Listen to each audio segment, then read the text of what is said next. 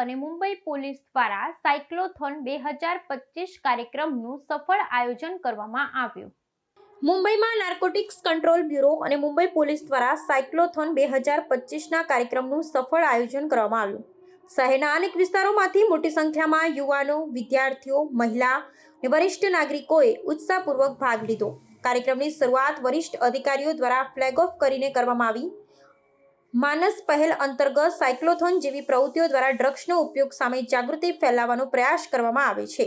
NCB અને police વિભાગે જણાવ્યું કે આવા કાર્યક્રમો દ્વારા યુવા વર્ગમાં સ્વસ્થ અને સકારાત્મક જીવનશૈલી માટે પ્રેરણા મળે છે। માનસ હેલ્પલાઇન અને વિવિધ શૈક્ષણિક અભિયાન પણ ડ્રગ મુક્તિ માટે ચાલુ છે। કેન્દ્રીય ગૃહમંત્રીએ પણ જણાવ્યું છે કે નશીલા દ્રવ્યોથી મુક્ત ભારત બનાવવા માટે સરકાર સતત પ્રયત્નશીલ છે। માનસ જેવી પહેલો દ્વારા સમાજમાં ડ્રગ્સના નુકસાન વિશે જાગૃતિ અને સહાયતા બંને ઉપલબ્ધ થાય છે। ડ્રગ્સના ઉપયોગ સામે લડવા માટે ટોપ ટુ બોટમ અને બોટમ ટુ ટોપ તપાસ અને કડક કાર્યવાહી પણ હાથ ધરવામાં આવી રહી છે। મુંબઈમાં યોજાયેલી સાયક્લોથોન 2025ને સમગ્ર શહેરમાં સકારાત્મક પ્રતિસાદ મળ્યો છે।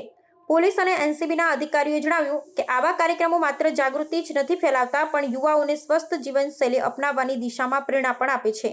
માનસ પહેલ હેઠળ આવનારા સમયમાં વધુ આવા કાર્યક્રમો યોજવાની યોજના છે।